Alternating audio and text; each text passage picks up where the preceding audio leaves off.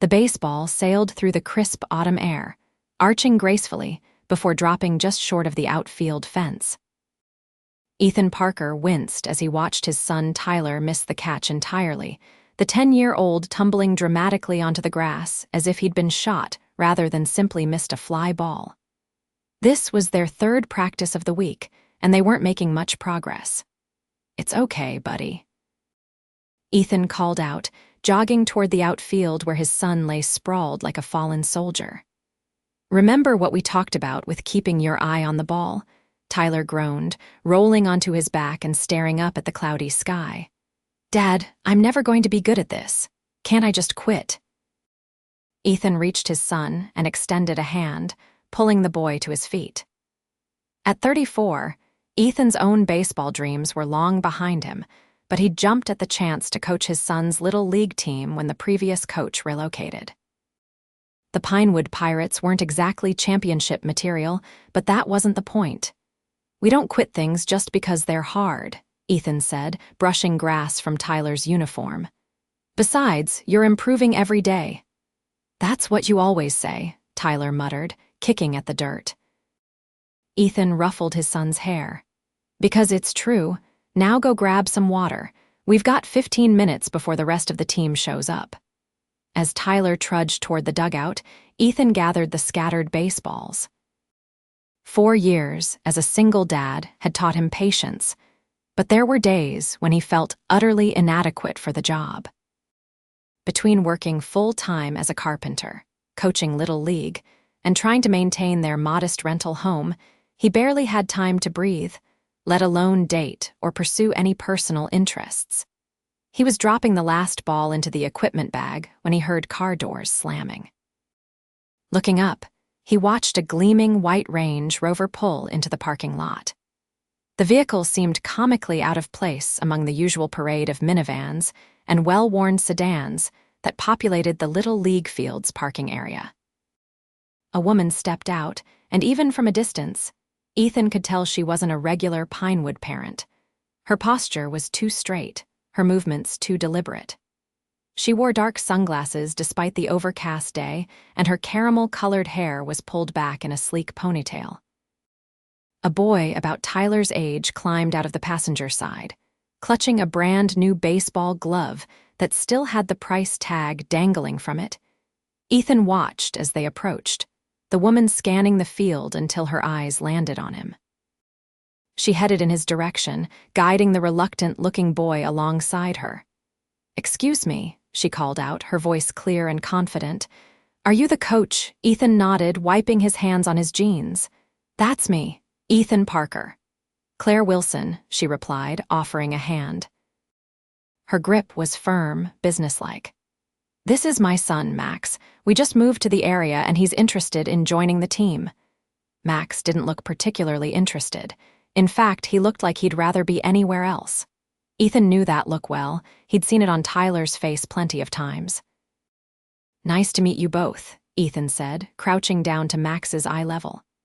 "Ever played baseball before, Max?" The boy shook his head, eyes fixed on the ground. "That's no problem. We've got kids of all skill levels here. The important thing is to have fun." Claire cleared her throat. "Max's father was a big baseball fan. He passed away last year, and I thought this might be good for him." Something in her voice softened, and Ethan glanced up to see her remove her sunglasses.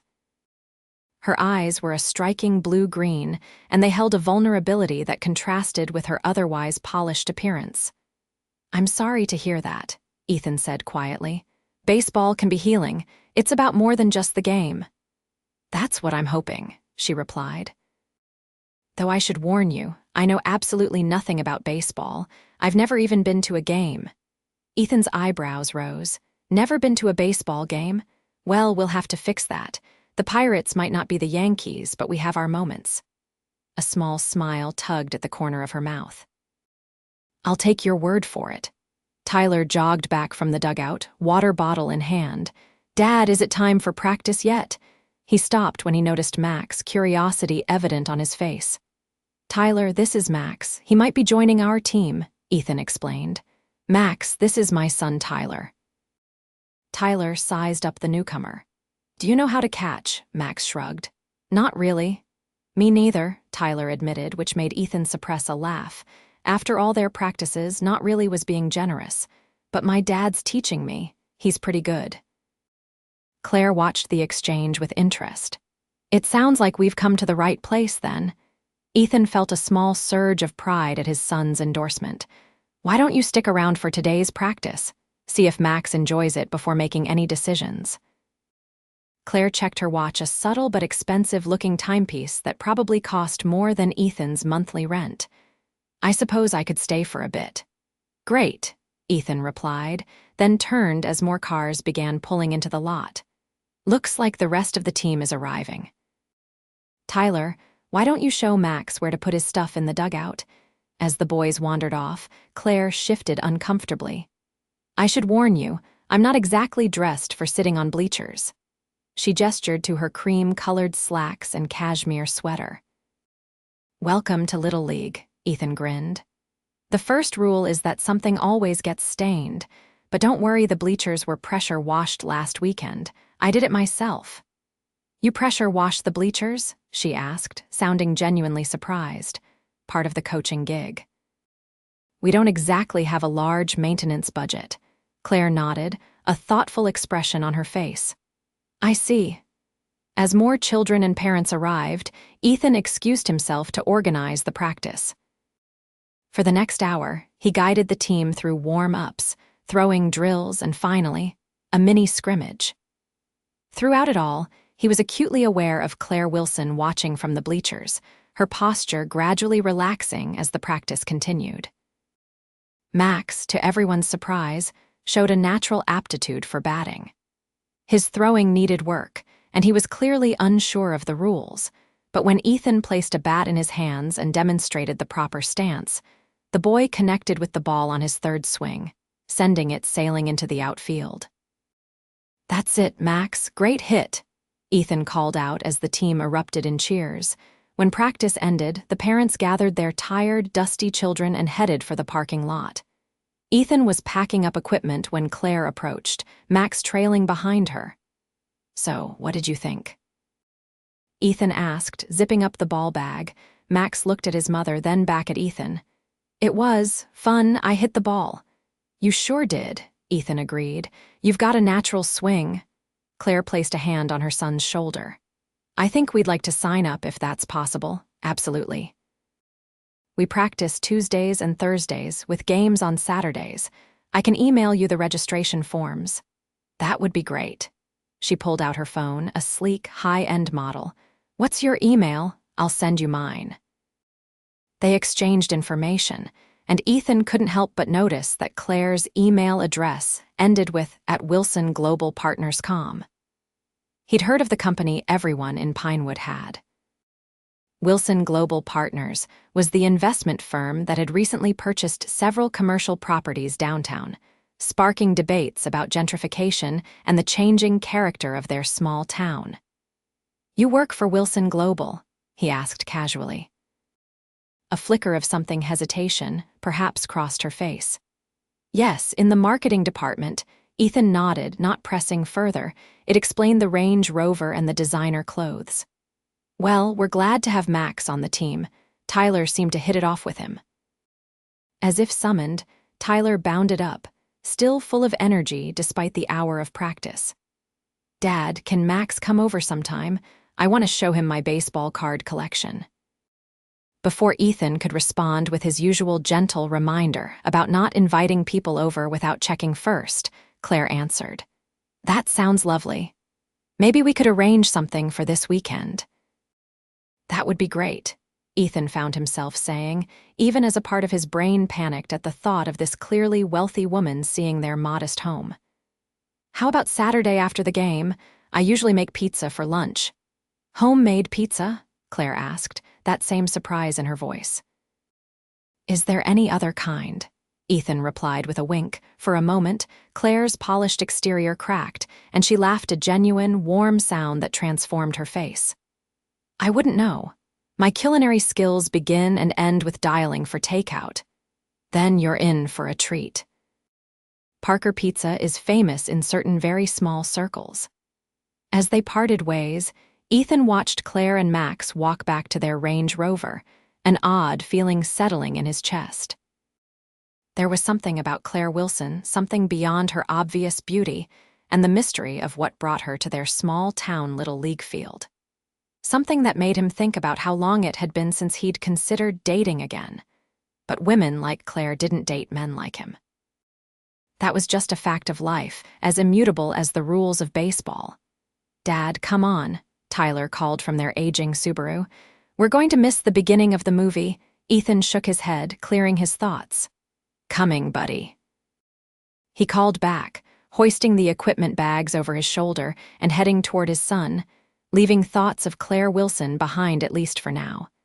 The second practice with Max on the team went surprisingly well. The boy was quiet but attentive, soaking up Ethan's instructions like a sponge. Tyler had appointed himself as Max's unofficial guide, proudly explaining team traditions and baseball lingo that he himself had only recently learned. Claire attended this practice as well, this time dressed more appropriately in jeans and a light sweater. She'd brought a folding chair, which earned knowing nods from the veteran Little League parents. After practice, as families dispersed, Ethan found himself lingering, helping Claire fold her chair. "So, are we still on for Saturday?" he asked. "Pizza after the game?" "Absolutely," she replied. Max has been talking about it non-stop. I think he's more excited about seeing Tyler's baseball cards than the game itself. Ethan chuckled. "Tyler's been rearranging his collection all week. Fair warning, he'll talk your ear off about stats and players you've never heard of." "I think that would be good for Max," Claire said, her voice softening. "He's been so withdrawn since his father died. This is the first time he's shown real enthusiasm for something." They stood in comfortable silence for a moment, watching their sons throw a ball back and forth on the emptying field. "I'm sorry about your husband," Ethan said finally. "That must be incredibly hard." Claire's gaze remained on Max. "Thank you, it's been challenging. We moved here for a fresh start." "Pinewood's a good place for that," Ethan offered. "Small enough to feel like a community, big enough that you're not completely in everyone's business." "That's exactly why I chose it," Claire agreed. "Plus, the schools are excellent." Ethan raised an eyebrow. "You did your homework." "Always," she said with a small smile. "What about you? Have you always lived here, born and raised?" Ethan confirmed. "Left for college, then came back when—" He hesitated. "When Tyler's mother and I split up, he was 6 at the time." Claire nodded, not pushing for details. "Well, I think you've created a wonderful life for him here. He seems like a happy kid." "I try," Ethan said simply. "Some days are better than others." The conversation might have continued, but Max and Tyler came running up, out of breath and excited about their impromptu game of catch. "Mom, Tyler says they have a treehouse in their backyard," Max exclaimed. Claire raised her eyebrows at Ethan. "A treehouse?" "You're setting a high bar for neighborhood dads," Ethan laughed. "It's nothing fancy, just some boards and a roof, but it's sturdy. I built it last summer." "You built it?" There was that note of surprise again. "As in yourself?" "That's generally what I built it means," he teased. "I'm a carpenter by trade. Parker Custom Woodworking, that's me." Recognition dawned on Claire's face. "Wait, I've seen your work. The new reception desk at the library?" "That's mine," Ethan confirmed, unable to keep the pride from his voice. "One of my favorite recent projects." "It's beautiful," Claire said genuinely. "The way the wood curves, it's like art." Ethan felt warmth spreading through his chest at her praise. "Thank you. I love what I do, even if it doesn't exactly make me rich." An odd expression crossed Claire's face, but before Ethan could interpret it, Tyler tugged at his sleeve. "Dad, we need to go. You promised we could stop for ice cream if I helped with the dishes this week." "And you did," Ethan acknowledged. "Ice cream it is." He turned to Claire and Max. "We'll see you both at the game on Saturday. First pitch is at 10, Claire nodded. "We'll be there, and we're looking forward to pizza afterward." As he drove Tyler to their favorite ice cream shop, Ethan found himself thinking about Claire again. There was something refreshing about her directness, the way she spoke to him without the flirtatious undertones he sometimes got from single moms at school events. Yet there was also a guardedness about her, as though she was carefully controlling how much of herself she revealed. "Dad, do you like Max's mom?" Tyler asked suddenly, interrupting Ethan's thoughts. Ethan glanced at his son. "She seems nice. Why do you ask?" Tyler shrugged. "I don't know. You were talking to her a lot, and you got all smiley when she said she liked your library desk." "I was being friendly," Ethan defended, though he could feel heat creeping up his neck. "That's what coaches do. They talk to the parents." "Uh-huh," Tyler replied skeptically.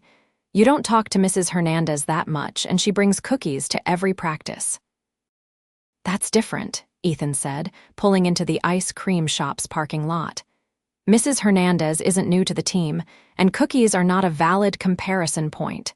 Tyler grinned, clearly pleased with himself. "Whatever you say, Dad. Can I get sprinkles?" "Double sprinkles," Ethan agreed, grateful for the change of subject. "You earned it." Saturday morning dawned clear and warm, perfect baseball weather. Ethan arrived at the field an hour early to set up, with Tyler helping to rake the infield and mark the baselines. By 9:30, families were arriving, and the opposing team, the Millfield Marlins, was warming up on the visitors' side. Ethan was reviewing the lineup when he spotted Claire's Range Rover pulling into the lot. She and Max emerged, both wearing Pinewood Pirates caps that Ethan had distributed at Thursday's practice.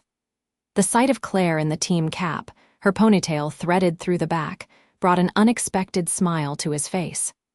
"Coach Parker." Max called out, jogging toward him with more enthusiasm than Ethan had yet seen from the boy. "I practiced my batting with Mom yesterday. She threw balls for me in the backyard." Ethan looked at Claire with newfound respect. "You threw batting practice." "If you can call it that," she replied, holding up her right hand, which sported a small bandage around one finger. "Let's just say I have a new appreciation for what you do." "Baseball injuries are badges of honor," Ethan assured her. "Max, why don't you join the team for warm-ups?" "Claire, there's coffee in the concession stand if you need it." "Oh, I brought some," she replied, holding up a sleek thermos. "But thank you." The game itself was a classic little league affair, equal parts exciting plays and comical errors. Max got his first official hit, a solid single that advanced a runner to third. Tyler, not to be outdone, made a surprisingly competent catch in the outfield that saved a run. By the final inning, the Pirates were clinging to a one-run lead. Ethan gathered the team for a quick pep talk. "Okay, Pirates, 3 more outs and we win this thing. Steady defense, just like we practiced." The Marlins' first batter struck out swinging. The second hit a grounder to shortstop, where Jake fielded it cleanly but threw wide of first base. The runner advanced to second on the error. "It's okay, Jake," Ethan called out. "Shake it off." Next play, the third batter connected solidly, sending a line drive toward center field directly at Max. The ball was hit hard, and for a heart-stopping moment, Ethan was sure it would sail over the boy's head. But Max backpedaled, raised his glove, and somehow miraculously caught the ball. The Pirates' side of the field erupted in cheers. Max stood frozen, looking at the ball in his glove as if he couldn't believe what had happened. Then, remembering his coaching, he threw the ball to second base to keep the runner from advancing. 2 outs, Ethan yelled, clapping enthusiastically. "Great catch, Max." The final batter grounded out to first base, and just like that, the game was over. The Pirates had won 7-6. As the teams lined up to high-five each other, Ethan caught sight of Claire in the stands, cheering and taking photos with her phone. After the post-game team huddle and snacks, Ethan approached Claire, who was waiting with Max by the bleachers. "Your son is a natural," Ethan told her. That catch was major league quality. Max beamed, clutching his game ball awarded to him for his defensive play. "It was awesome. I didn't even think, I just went for it." "Sometimes that's how the best plays happen," Ethan agreed. "You ready for some victory pizza?" Tyler joined them, still wearing his batting helmet despite the game being over. "Can we go now? I'm starving." "You know the address," Ethan asked Claire, who nodded. "I looked it up. We'll follow you." The drive home gave Ethan just enough time to panic about the state of his house. It wasn't messy, exactly, but it was lived in, with furniture that had seen better days and walls that could use a fresh coat of paint.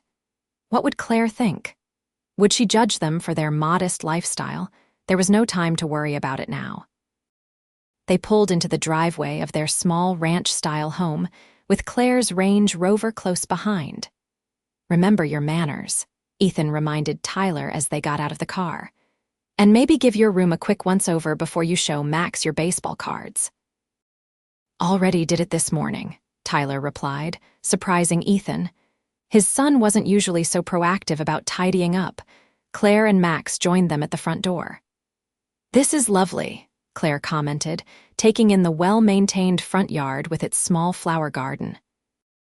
"Did you do the landscaping yourself too?" "Guilty," Ethan admitted, unlocking the door. "It's a work in progress, but the roses are finally cooperating." They stepped inside, and Ethan watched Claire take in the living room with its comfortable but worn sofa, the handcrafted coffee table, one of his early pieces, and the wall of bookshelves filled with a mix of novels, DIY manuals, and Tyler's school awards. "You have a beautiful home," she said, and the genuine warmth in her voice eased Ethan's anxiety. "Thank you. It's not fancy, but it works for us." "Can I show Max my room now?" Tyler asked impatiently. "Go ahead," Ethan agreed. "We'll call you when the pizza's ready." As the boys disappeared down the hallway, Ethan led Claire to the kitchen, which opened onto a small dining area.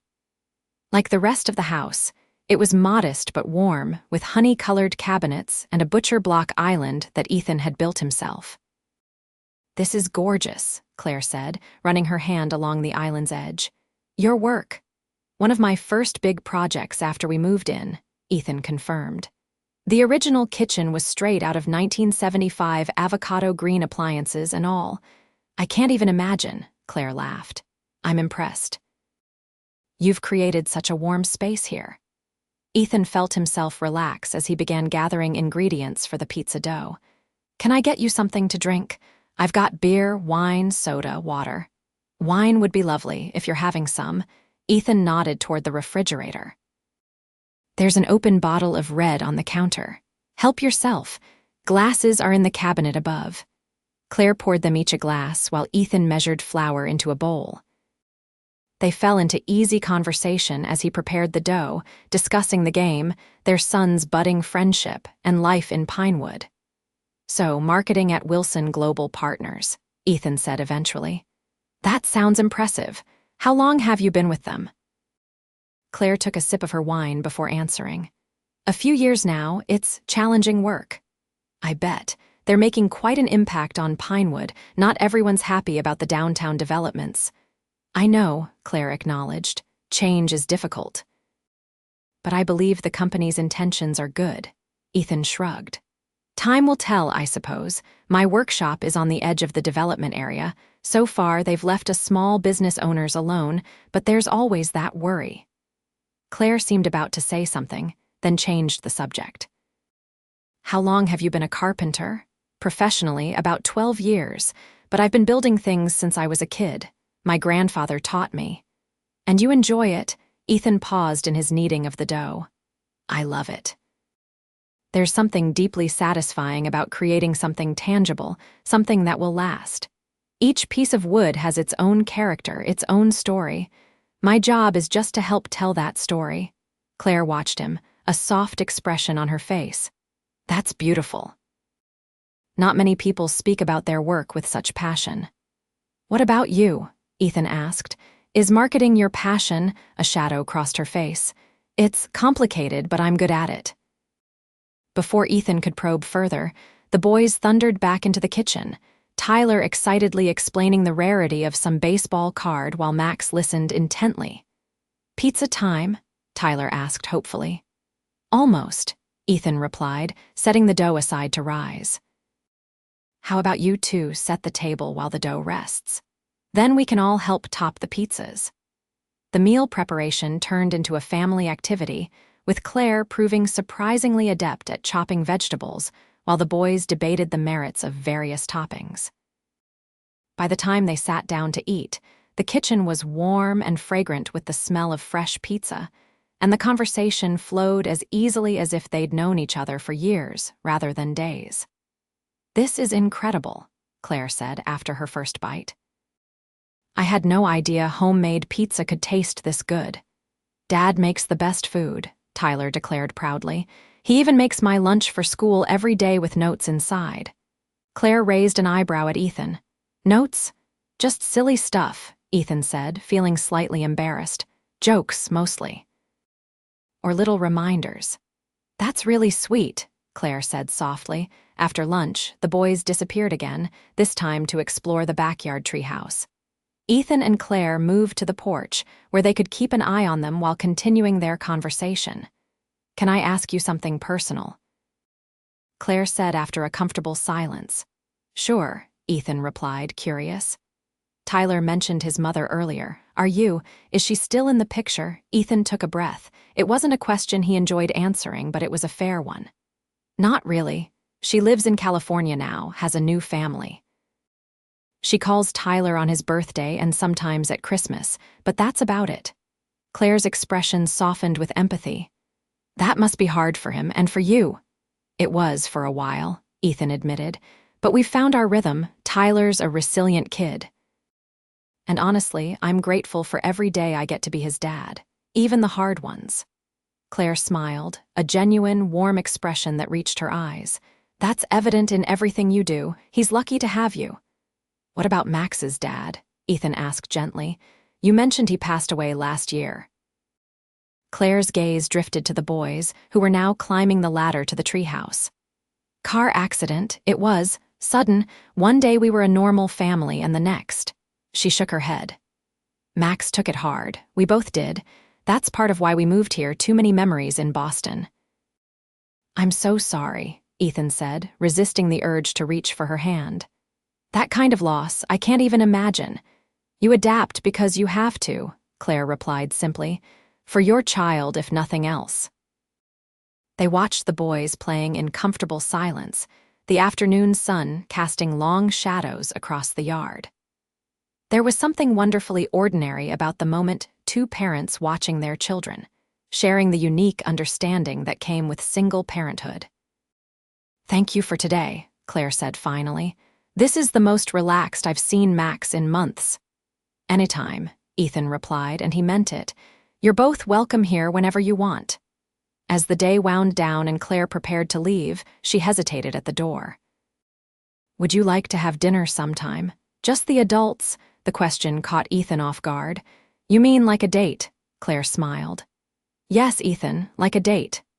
"I'd like that," he replied, surprised by how steady his voice sounded despite the sudden acceleration of his heart rate. "I'd like that very much." "Good," she said simply. "I'll call you." As he watched them drive away, Tyler appeared at his side. "So, is Max's mom your girlfriend now?" Ethan laughed, draping an arm around his son's shoulders. "No, buddy, we're just friends." "But you're going on a date," Tyler pointed out. "I heard her ask you." "Eavesdropping isn't polite," Ethan reminded him. "Neither is avoiding the question," Tyler countered. Ethan sighed. "We're going to have dinner. Adults do that sometimes to get to know each other better." Tyler considered this. "I like her, and Max is cool. He knows a lot about video games." "I like her too," Ethan admitted. "But this is just dinner, okay? Don't go planning a wedding or anything." Tyler rolled his eyes dramatically. "Dad, I'm 10, not a baby." "Right, sorry," Ethan laughed, ruffling his son's hair. "My mistake." Later that night, after Tyler was in bed, Ethan found himself staring at Claire's contact information in his phone. On a whim, he searched Claire Wilson Boston online, curious about her previous life. To his surprise, the search returned numerous results articles about Boston's business community, charity events, and Wilson Global Partners. He clicked on one article, dated about 2 years earlier. The headline read, "Wilson Global expands under new leadership. CEO Claire Wilson charts bold course. Accompanying the article was a photograph of Claire in a sleek business suit, looking every inch the corporate executive. The caption identified her as Claire Wilson, CEO and majority shareholder of Wilson Global Partners, following the retirement of her father, founder Charles Wilson.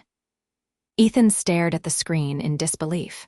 Claire wasn't just an employee of Wilson Global, she owned the company. She was the Wilson in Wilson Global Partners. The woman who had stood in his modest kitchen making pizza, who had cheered from the Little League bleachers, was reportedly worth billions.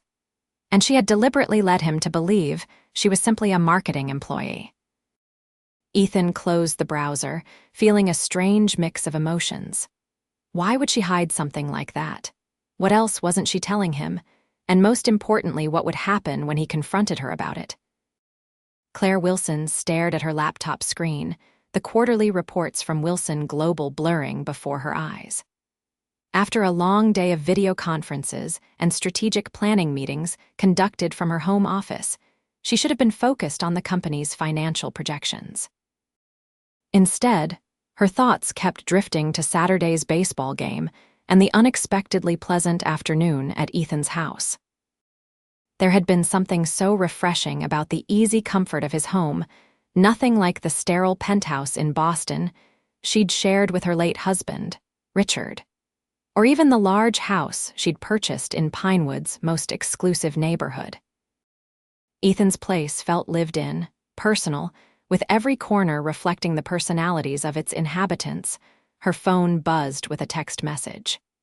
Expecting it to be from her assistant, Claire was surprised to see Ethan's name on the screen. Just checking if you and Max are free for the team picnic this Sunday after practice. Nothing fancy, just hot dogs and soda at the park. Claire smiled, typing back, "We'll be there. Can I bring anything?" His response came quickly, "Just yourselves. Unless you're hiding some spectacular dessert-making skills you haven't mentioned." Claire's smile faltered. The word hiding struck a nerve, even though she knew Ethan meant nothing by it. The truth was, she was hiding something significant from him, and the longer she waited to reveal it, the more dishonest it felt. Initially, the omission had seemed harmless. When Ethan had asked about Wilson Global, she'd panicked and claimed to work in marketing rather than admitting she was the CEO and owner. She'd wanted Max to have a normal Little League experience, not be singled out as the rich kid. And selfishly, perhaps, she'd wanted to be seen as just another mom, not a billionaire businesswoman. But now, with dinner plans hanging between them and a budding friendship forming, the lie felt increasingly uncomfortable. Her phone rang, interrupting her thoughts. It was her assistant, reminding her about tomorrow's presentation to the board regarding the Pinewood development. Claire confirmed the details, then hung up, her mind returning to the dilemma at hand. She needed to tell Ethan the truth before their date. But how? And what would he think of her deception? The next day at baseball practice, Claire arrived early, hoping to catch Ethan before the other families showed up. She spotted him on the field, setting up bases with Tyler's help. "Need an extra pair of hands," she called out, approaching them. Ethan looked up, his face brightening. "Always. Tyler, why don't you grab the batting helmets from the storage shed?" As Tyler ran off, Ethan turned to Claire. "You're early." "I wanted to talk to you," she admitted. "About dinner Friday, I was thinking maybe you could come to my place." "I'm not much of a cook, but I can order from that Italian restaurant downtown. Antonio's," Ethan asked. "Their lasagna is amazing." "Then it's settled," Claire said, relieved that at least this part was easy. "Is 7 okay?" "Perfect. Should I bring wine, if you'd like?" Claire hesitated. "Ethan, there's something I should—" "Coach Parker?" A group of boys came running onto the field, interrupting her. "Can we start batting practice early? Please." Ethan gave Claire an apologetic look. "Duty calls. We'll talk later." Claire nodded, the moment lost. She retreated to her usual spot on the bleachers, watching as Ethan organized the team into groups. He moved with natural authority among the boys, firm but patient, earning their respect rather than demanding it. Throughout the practice, She tried to find another opportunity to speak with him privately, but between coaching responsibilities and parents asking questions, Ethan was constantly engaged. Before she knew it, practice was over and families were dispersing. "Rain, check on that conversation," Ethan asked as he packed up equipment. "Sure," Claire agreed. "Friday, then." "Looking forward to it," he replied with a smile that made her heart skip a beat. As she drove home with Max, Claire resolved to come clean on Friday. No more excuses, no more delays. Ethan deserved the truth, whatever the consequences might be. The rest of the week passed in a blur of work commitments and baseball practices. Before Claire knew it, Friday evening had arrived. She'd spent the day alternating between work calls and preparations for dinner, ensuring her house was immaculate, and the catered meal from Antonio's would arrive precisely at 7:30. At 6:50, her doorbell rang. Claire took a deep breath, smoothed her dress casual but elegant, and opened the door. Ethan stood on the porch, looking handsome in dark jeans and a blue button-down shirt that brought out the gray in his eyes. He held a bottle of wine and a small bouquet of flowers. "Hi," he said, his expression warm but slightly guarded. "These are for you." "They're beautiful," Claire replied, accepting both offerings. "Come in." Ethan stepped inside, and Claire watched as he took in the spacious foyer with its high ceilings and marble floors. His eyes widened slightly, but he made no comment as she led him through to the kitchen. "This is quite a place," he said finally, as she retrieved a vase for the flowers. "It's too big, honestly," Claire admitted, "but it has a great backyard for Max, and the school district is excellent." "Important considerations," Ethan agreed, his tone neutral. Claire busied herself opening the wine, painfully aware of the growing tension. "Dinner should be here in about half an hour. I hope you don't mind I ordered from Antonio's as promised." "Sounds perfect," Ethan said. "Where's Max tonight?" "Sleepover at his new friend Jacob's house. His first since we moved here." "That's great. Tyler's with my parents. They live about 20 minutes away and spoil him rotten every chance they get." Claire smiled, pouring them each a glass of wine. "To involved grandparents." They clinked glasses, and Claire led him to the living room, where the large windows overlooked a meticulously landscaped backyard with a pool and play area. "Your yard makes mine look like a postage stamp," Ethan commented, standing by the window. "But yours has character," Claire countered. "And that amazing treehouse." Ethan turned to face her. "Claire, I need to ask you something." The seriousness in his tone made her stomach clench. "Of course. Are you the CEO of Wilson Global Partners?" The directness of the question caught her off guard, though she'd been preparing for this conversation. "Yes," she admitted. "I am." Ethan nodded slowly, as if confirming a suspicion. "Why didn't you tell me?" Claire set her wine glass down. "At first, it was because I wanted Max to have a normal experience with the team. I didn't want him labeled as the rich kid or for other parents to treat him differently." "And later," Ethan prompted. "Later, I enjoyed being just Claire to you, not Claire Wilson, CEO. Not the billionaire everyone wants something from." She met his gaze directly. "With you, I could just be Max's mom who knows nothing about baseball." It was refreshing. Ethan considered this. "I can understand that, but relationships, friendships, whatever this is, they need honesty, Claire." "I know," she acknowledged.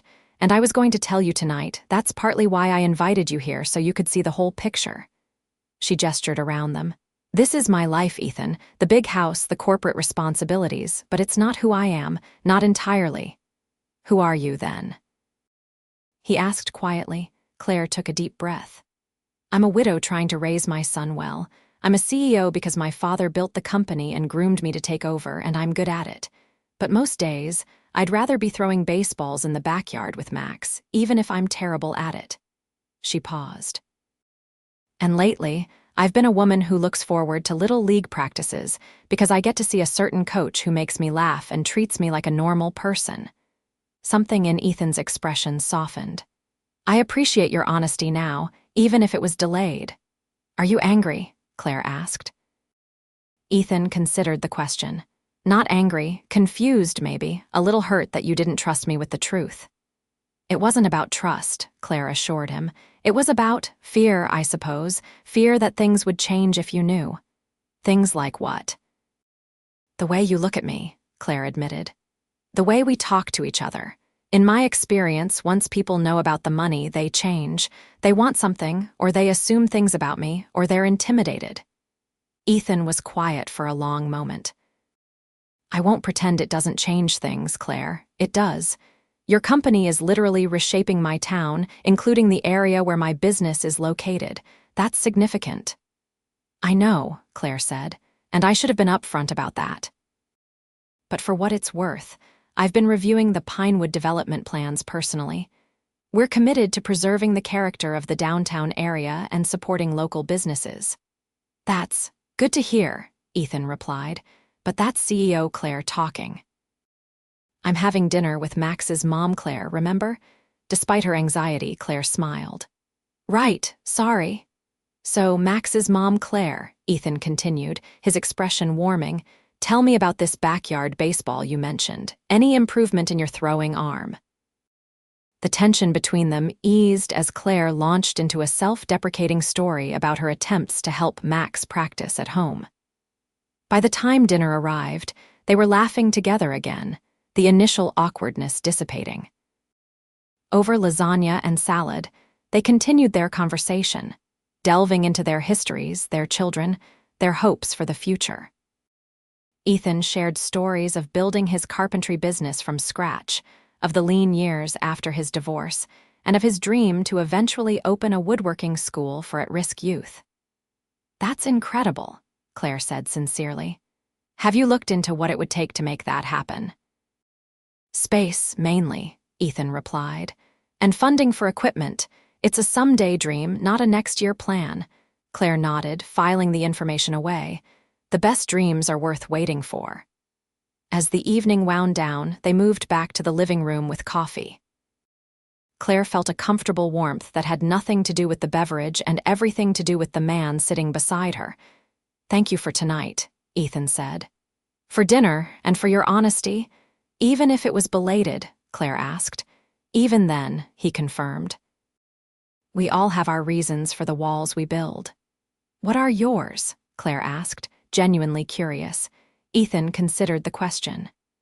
After my divorce, I focused entirely on Tyler and my business. It was easier than risking another relationship.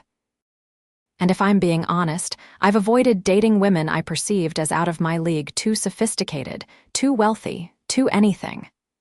Like billionaire CEOs, Claire suggested with a small smile. Exactly like billionaire CEOs, Ethan agreed, returning her smile. But I'm starting to think that might have been a mistake. The air between them shifted, charged with possibility. Claire found herself leaning slightly toward him, drawn by an invisible force. Ethan, she said softly, I want to be clear about something. I like you. Not because you're Tyler's coach, or because you built that beautiful desk at the library. I like you because you're kind and genuine and passionate about the things that matter. I like you too, Ethan replied, his voice equally soft. Despite your terrible baseball throwing technique and your habit of concealing your corporate empire, Claire laughed, the sound breaking the tension. I deserve that. You do, he agreed, but there was no judgment in his tone, only warmth. So where does that leave us? I'm not sure, Claire admitted, but I'd like to find out if you would. I would, Ethan confirmed, although dating a billionaire might take some getting used to.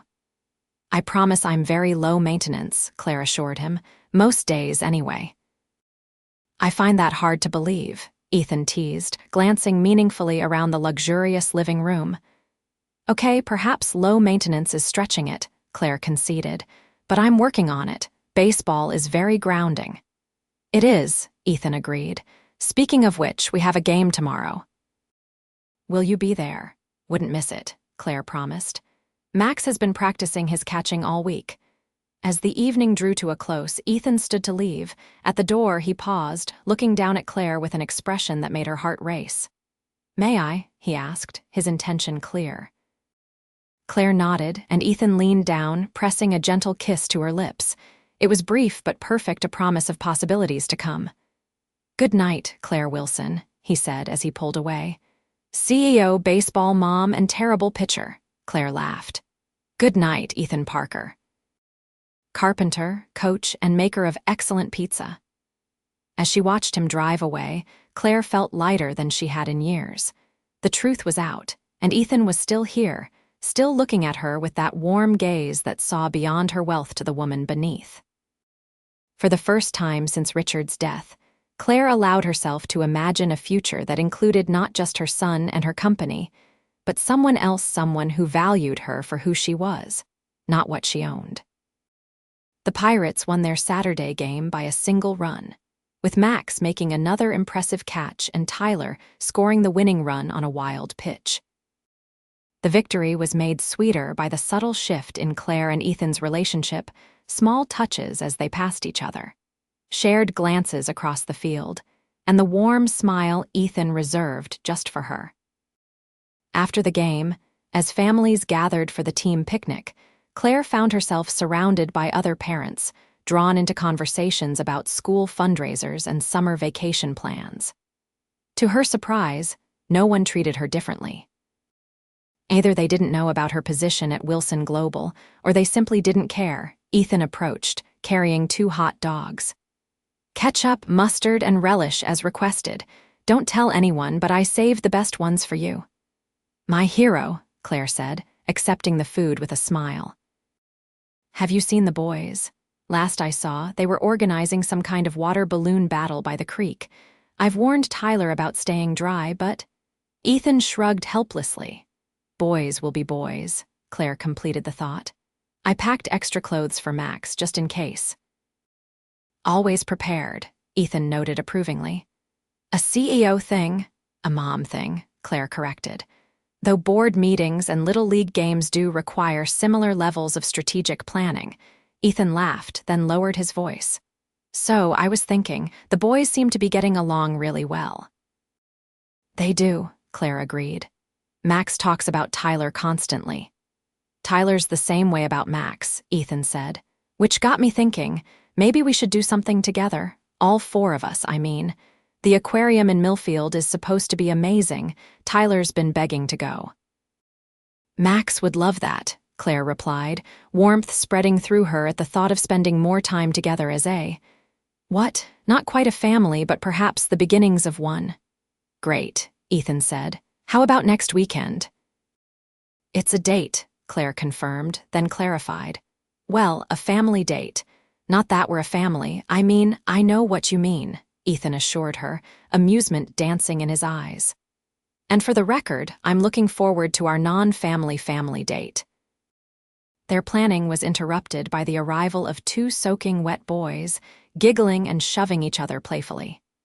"Dad, Max hit me with 3 water balloons at once," Tyler exclaimed, not sounding the least bit upset about it. "He started it," Max defended, equally cheerful despite his dripping clothes. "He ambushed me from behind a tree." "Tactical advantage," Tyler explained proudly. "I see you both ignored the stay dry directive," Ethan observed, trying and failing to look stern. "It's summer, Dad," Tyler said, as if this explained everything. "Almost summer," Ethan corrected. "And you're both shivering." Claire reached for her bag. "I've got towels and dry clothes for Max. Tyler, I might have a t-shirt that would fit you too. You came prepared for a water war." Ethan asked, impressed. "I've been a baseball mom for less than a month, but I'm a quick study," Claire replied. "Now, boys, go change before you catch cold." As the boys hurried off to the restrooms with the dry clothes, Ethan shook his head in admiration. "You're kind of amazing, you know that." The compliment caught Claire off guard. For packing extra clothes, that's just basic parenting. "Not just that," Ethan said. "You run a multi-billion-dollar company, you're raising a great kid on your own, and you still find time to attend every practice and game. That's impressive."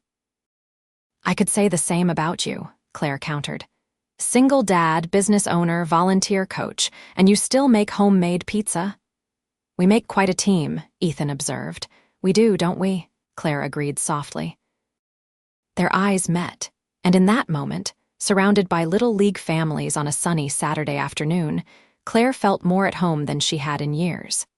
The aquarium trip the following weekend was a resounding success.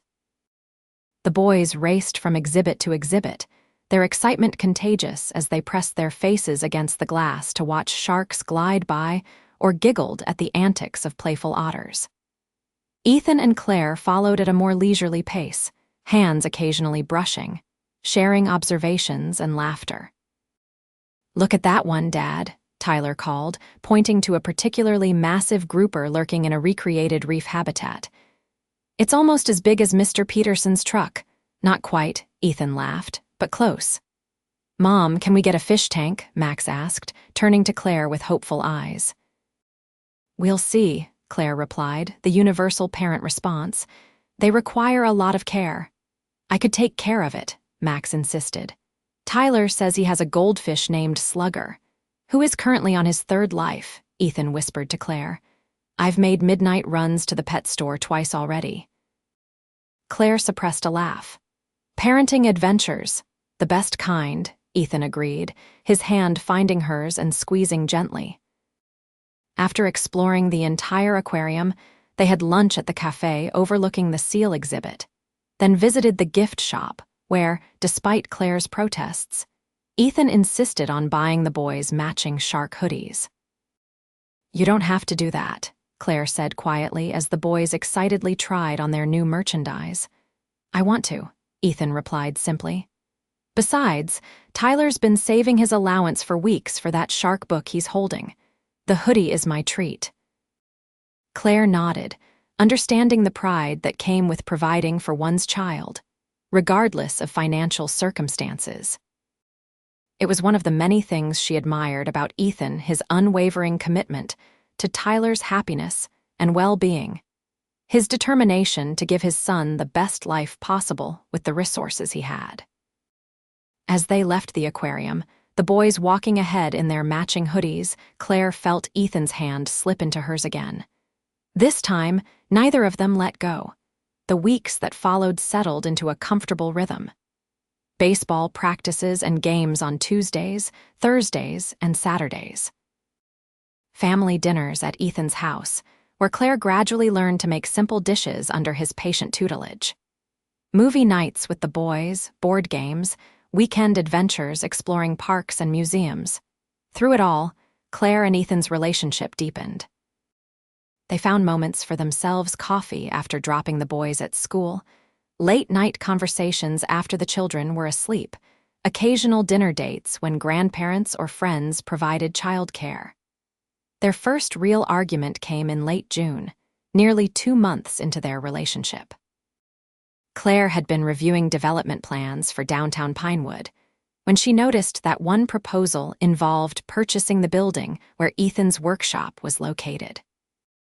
She immediately called the development team and instructed them to remove that building from consideration, then called Ethan to tell him what she'd done. His reaction wasn't what she expected. "You did what?" Ethan asked, his voice tight. "I protected your workshop," Claire explained. "The development team had included that block in their acquisition plans, but I've removed it. Your lease is safe." There was a long silence on the other end of the line. "Claire, I appreciate the thought, but I don't need you to fight my battles for me." "It wasn't like that," Claire protested. "I saw a problem and fixed it. Isn't that good?" "The problem is that you didn't talk to me first," Ethan replied. "You made a unilateral decision about my business, my livelihood. But it was to help you." "That's not the point," Ethan said, frustration evident in his voice. "The point is that you used your position to fix something without even discussing it with me. How do you think that makes me feel?" Claire was silent, the realization dawning on her. "Like I don't think you can handle it yourself." "Exactly," Ethan confirmed. "Like I'm some charity case who needs the billionaire girlfriend to swoop in and save the day." "That's not how I see you at all," Claire insisted. "I was just trying to help." "I know," Ethan said, his tone softening slightly. "But Claire, relationships are partnerships, equal partnerships. If we're going to make this work, you need to talk to me about these things, not just act unilaterally because you can." You're right, Claire admitted after a moment. I'm sorry, I should have discussed it with you first. Thank you, Ethan replied. And for what it's worth, I was already aware of the potential development. I've been in talks with my landlord about purchasing the building myself. You have? Claire asked, surprised. Yes, I've been saving for years, and with business picking up, the timing might work out. It would give me security and room to grow the workshop. Claire felt a surge of pride mixed with embarrassment. That's wonderful, Ethan. I'm sorry I assumed you needed my help. It's okay, he assured her. Just talk to me next time, all right? That's all I ask. I promise, Claire said. Partners, not rescuers. Exactly, Ethan agreed, the warmth returning to his voice. Now, are we still on for dinner tonight? Tyler's been talking about your mac and cheese all day.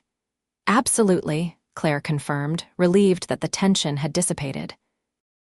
Though I can't take credit for the recipe, it's all your patient teaching. Don't sell yourself short. You're a quick study, Claire Wilson. That evening, as they prepared dinner together in Ethan's kitchen, Claire found herself reflecting on their argument. It had been brief, but important, a necessary clarification of boundaries and expectations. And rather than driving them apart, it had ultimately brought them closer, cementing the foundation of mutual respect that was growing between them. As summer progressed, the Pirates improved steadily, winning more games than they lost. Max blossomed under Ethan's coaching, gaining confidence with each successful play. Tyler, not to be outdone by his new best friend, worked harder than ever on his skills, his catching improving dramatically. One Saturday in July, after a particularly close game that the Pirates won in the final inning, Claire found herself lingering at the field as Ethan packed up equipment. Need help, she offered, picking up stray baseballs. Always, Ethan replied with a smile. The boys already took off for the ice cream truck. I told them we'd meet them there in 5 minutes. Claire nodded, dropping the balls into the equipment bag. They played well today. Max's throw to home plate was incredible. He's got a natural arm, Ethan agreed. And Tyler's catching has improved tenfold. They make a good team. Like their parents? Claire suggested with a smile.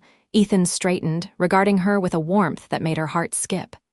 Exactly like their parents.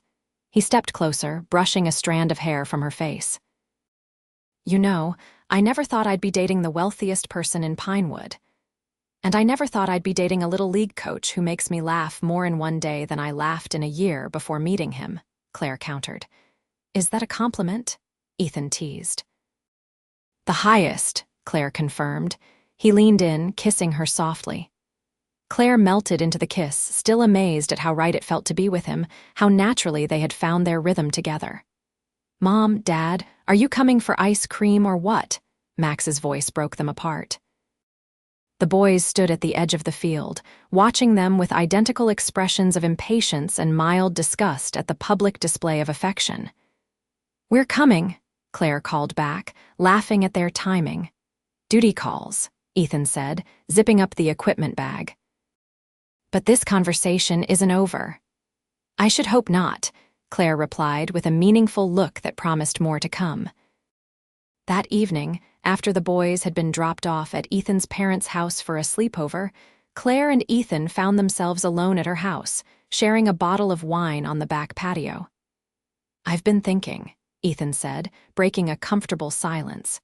Dangerous, Claire teased. Possibly, he agreed with a smile.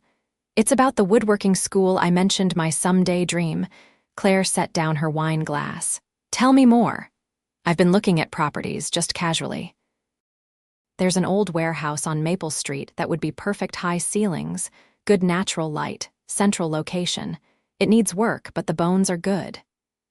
That sounds promising, Claire encouraged. Have you made an offer? Ethan shook his head.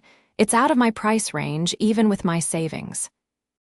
But I've been thinking about approaching some local businesses for sponsorships or partnerships. Many of them need skilled workers, and the school could provide training for specific trades. That's a brilliant approach, Claire said, genuinely impressed. Have you put together a business plan? Working on it, Ethan replied. It's still in the early stages, but I'm serious about making it happen. Maybe not this year, but soon. Claire nodded thoughtfully. I might be able to help with that. Ethan gave her a knowing look. Claire, not like that, she assured him quickly. I mean with contacts, networking. Wilson Global has a community development initiative that focuses on education and workforce training. It's completely separate from me. There's a committee that reviews applications and makes funding decisions independently. That sounds legitimate, Ethan conceded. I'd be interested in learning more. I'll get you the information, Claire promised. No strings, no special treatment, just an opportunity if you want it. Thank you, Ethan said sincerely. I appreciate that. They fell silent again, watching the stars emerge in the darkening sky. After a while, Ethan spoke again, his tone more hesitant. There's something else I've been thinking about. Claire turned to look at him. What is it, us? This relationship? He met her gaze directly. I love you, Claire. I think I have for a while now. The words hung in the air between them, both terrifying and exhilarating. Claire felt her heart racing, but there was no uncertainty in her response. I love you too, Ethan, more than I thought possible. His smile was radiant as he reached for her hand. That's good to hear. But, Claire prompted, sensing there was more. But I'm a practical man, Ethan continued. And I can't ignore the fact that our lives are very different. You run a multinational corporation, I build furniture and coach Little League. And, Claire challenged. Why should that matter if we love each other? It matters because I want to be sure we're both seeing this clearly, Ethan explained. I don't want either of us to wake up one day and feel like we've made a mistake. Claire considered his words. What do you need from me, Ethan? To prove that this is real? Not proof, he said gently. Just honesty about what you want, what you see for the future, for us. Claire took a deep breath. What I want is a partner who loves me for who I am, not what I own. Someone who challenges me, makes me laugh, reminds me what's important in life. She squeezed his hand. I want you, Ethan, and I want Max and Tyler to grow up with the family they deserve, whether that's as friends, stepbrothers, or whatever shape our relationship takes. Ethan's expression softened. That's what I want too. A real partnership based on who we are together, not what we bring to the table financially. Then we're on the same page, Claire said simply. The rest, the logistics, the practical details, we can figure those out together day by day. Ethan leaned forward, capturing her lips in a kiss that conveyed all the emotions words couldn't express. When they finally pulled apart, Claire rested her forehead against his. So we're doing this, she whispered. For real, Ethan confirmed. All in. As summer gave way to fall, their relationship continued to strengthen. The baseball season ended with the Pirates taking second place in the league championship, a remarkable achievement for a team that had started the season barely able to catch a fly ball. Claire found herself increasingly involved, not just in Max's baseball activities, but in the wider Pinewood community. She joined the PTA, volunteered at school events, and even helped organize a fundraiser for the local library, complete with a silent auction featuring a custom bookshelf donated by Parker Custom Woodworking. Ethan, meanwhile, made significant progress on his woodworking school concept. With Claire's guidance on the application process, he submitted a proposal to the Wilson Global Community Development Initiative. The committee, impressed by his detailed business plan and the clear need for vocational training in the area, approved a matching grant that would cover half the cost of purchasing and renovating the Maple Street warehouse. I can't believe it, Ethan said when he received the news. This is really happening. You earned it, Claire assured him. The committee was extremely impressed with your proposal. Several members mentioned that it was one of the most thorough applications they'd ever reviewed. I had good help, Ethan acknowledged, pulling her into a grateful embrace. But the real work is just beginning. And you'll have help with that too, Claire promised. Not just from me, Tyler's already planning how he can assist, and I bet Max will want to get involved too. Indeed, As Ethan began the process of securing the property and planning renovations, both boys showed tremendous interest in the project. Weekends often found the four of them at the warehouse, cleaning, planning, and dreaming about the future. By Christmas, the relationship between their families had grown so intertwined that it seemed natural to spend the holiday together. They alternated between House's Christmas Eve at Claire's, Christmas Day at Ethan's, creating new traditions that honored both families' histories while building something uniquely their own. On New Year's Eve, as they prepared for a quiet celebration at home with the boys, Ethan pulled Claire aside. "I have something for you," he said, looking uncharacteristically nervous. "A late Christmas present." "Ethan, you already gave me that beautiful jewelry box you made," Claire protested. "That was more than enough." "This is different," Ethan insisted, leading her to the back porch for privacy. From his pocket, he withdrew a small, velvet-covered box. Claire's breath caught in her throat. "Ethan, before you say anything," he began, "I want you to know that I've thought about this carefully. I've talked to Tyler, who is enthusiastically on board. I've even had a conversation with Max man to man about my intentions." Claire's eyes widened.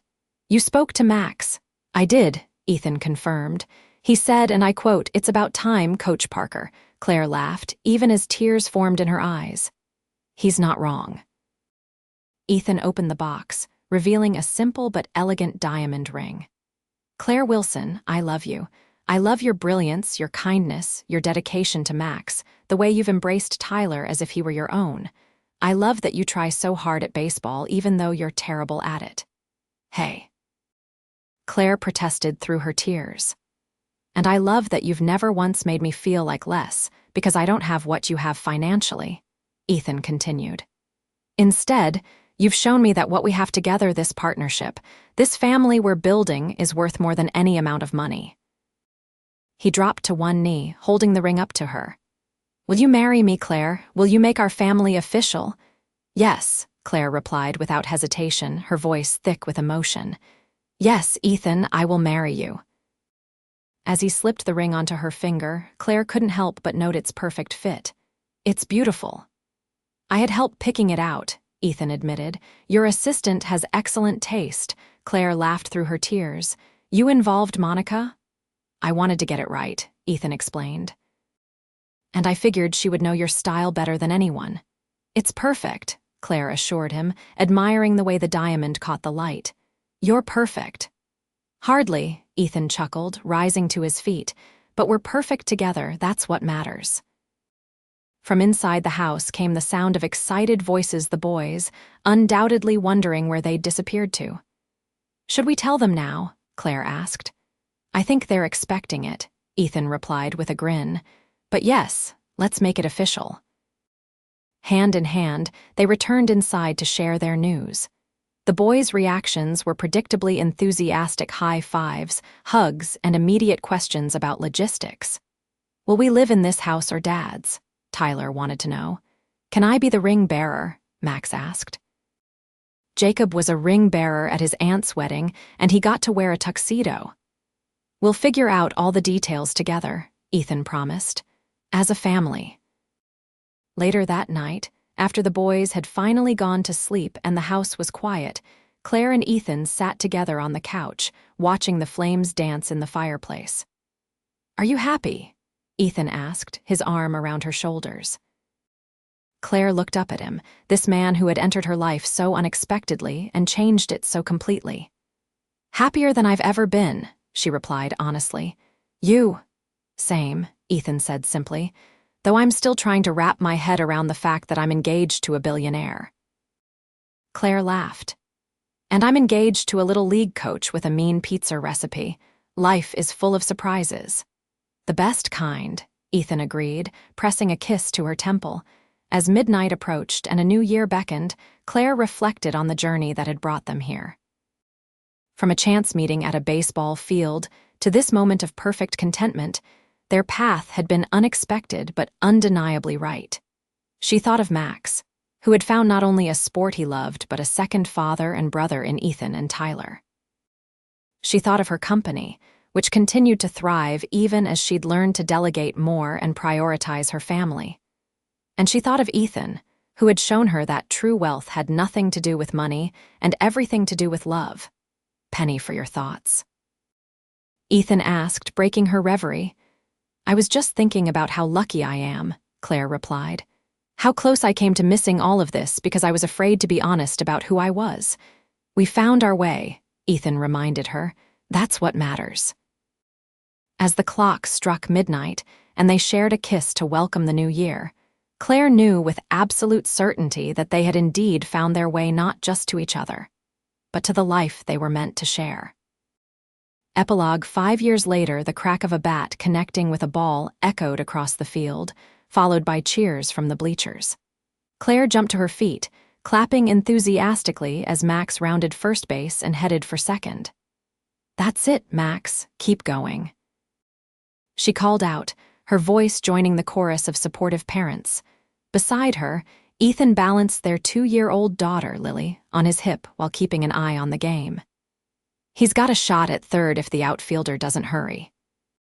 Sure enough, Max slid into third base just ahead of the throw, earning more cheers from the Pirates' supporters. Mom, Dad, did you see that? Tyler called from the dugout, where he served as assistant coach for the little league team his father had once led. We saw. Claire called back, giving him a thumbs up. At 15, Tyler had grown into a confident, kind-hearted teenager with a passion for baseball that had only increased over the years. Now in high school, he played on the JV team but still made time to help coach the Little League Pirates, passing on the love of the game that his father had instilled in him.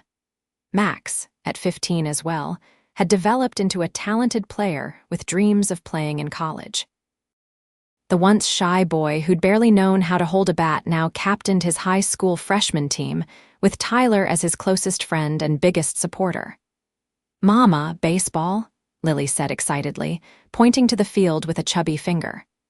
That's right, sweetie, Claire agreed. Your big brothers are playing baseball. Ethan smiled at the word brothers. Though he and Claire had married 4 years earlier, blending their families into one, he still felt a surge of pride whenever the boys referred to each other as brothers, a relationship they had embraced wholeheartedly. After the game, a Pirates victory, with Max scoring the winning run. The family gathered at home the renovated farmhouse they had purchased 2 years ago, with enough space for their growing family and close enough to town for convenient access to work and school. As Claire prepared dinner, with Lily helping by banging wooden spoons on pots, Ethan reviewed architectural plans for the expansion of the woodworking school. The Parker Vocational Institute, as it was now known, had grown from a single workshop to a comprehensive training center offering programs in carpentry, furniture making, construction, and related trades. Funded partially by grants from Wilson Global's Community Development Initiative and partially through partnerships with local businesses, the Institute had already graduated 3 classes of skilled craftspeople, many of whom had gone on to start their own businesses or secure well-paying jobs in the area. How's the planning coming along? Claire asked, peering over his shoulder at the blueprints. Good, Ethan replied. The new wing will give us space for the advanced cabinetry program and the restoration workshop. We've already got a waiting list for both. That's wonderful, Claire said, genuine pride in her voice. I knew you could do it. We did it, Ethan corrected, pulling her down for a quick kiss. Your business expertise has been invaluable, Claire smiled. In the years since their marriage, she had gradually scaled back her direct involvement in Wilson Global's daily operations, appointing a capable CEO while remaining as chairwoman of the board. The change had allowed her to focus more on her family and on local initiatives that mattered to her, including the expansion of Pinewood's Community Center and the establishment of a college scholarship fund for local students. Boys, dinner in 10 minutes. She called up the stairs, where Tyler and Max were presumably engaged in their ongoing video game tournament. The response was a duet of "coming," followed by the unmistakable sounds of teenage boys thundering down the stairs. Wash your hands." Claire reminded them as they appeared, flushed and laughing from whatever competition they'd been engaged in. "Yes, Mom," they replied in unison, a synchronized response that never failed to warm her heart. As they gathered around the table, a beautiful piece that Ethan had crafted for their first anniversary, Claire looked at the family they had built together. Ethan, still as handsome and kind as the day she'd met him on that baseball field. Tyler, growing into a thoughtful young man with his father's talent for working with his hands. Max, flourishing under the stability and love of their blended family. And little Lily, the surprise addition who had completed their family circle. "What are you smiling about?" Ethan asked quietly as the boys engaged in animated conversation about the game. "Just thinking about how lucky we are," Claire replied. "How far we've come since that first little league practice, when you pretended to be just a marketing employee," Ethan teased. "And you pretended not to notice how terrible I was at throwing a baseball," Claire countered. "I noticed," Ethan laughed. "I just thought it was cute." "You thought I was cute even with my terrible baseball skills?" "I thought you were beautiful," Ethan corrected. "And brave, bringing your son to try something new after everything you'd been through. The terrible baseball skills were just a bonus, gave me an excuse to keep talking to you." "Smooth talker," Claire accused, but her eyes were soft with love. "You guys are being mushy again," Tyler observed from across the table. "It's embarrassing." "Totally," Max agreed, though his grin suggested he didn't mind as much as he pretended. "Just wait," Ethan told them. "Someday you'll understand." "If we're lucky," Claire added, squeezing his hand under the table. Later, after dinner was cleared, homework was checked, and Lily was tucked into bed, Claire and Ethan stood on their back porch, watching the stars emerge in the darkening sky. The sound of the boys playing basketball on the driveway provided a comfortable background noise, a reminder of the vibrant life they'd created together. "Would you do it all again?" Ethan asked, his arm around her waist. "If you could go back to that first day at the baseball field." Claire considered the question, though she already knew the answer. "In a heartbeat, though maybe I'd be honest about my job from the start." "Where's the fun in that?" Ethan teased. "Besides, it made for a good story." "It did," Claire agreed. "The billionaire and the baseball coach." "Sounds like a bad romance novel," Ethan laughed. "Or the perfect one," Claire countered, turning in his arms to face him. "I love you, Ethan Parker. Thank you for seeing me the real me from the very beginning." "I love you too, Claire Parker," he replied, still savoring the sound of her married name after all these years. "Thank you for choosing us, this life, this family over everything else you could have had." "There was never a choice," Claire said simply. "This you, the boys, Lily. Our life together, this is everything I could ever want." As Ethan's lips met hers in a kiss that still held all the tenderness and passion of their early days, Claire knew with absolute certainty that she had made the right decision that day on the baseball field. In choosing to hide her wealth, she had inadvertently discovered her true fortune: a loving family, a purpose beyond profit margins, and a partner who valued her for exactly who she was. And that, she knew, was a wealth beyond measure.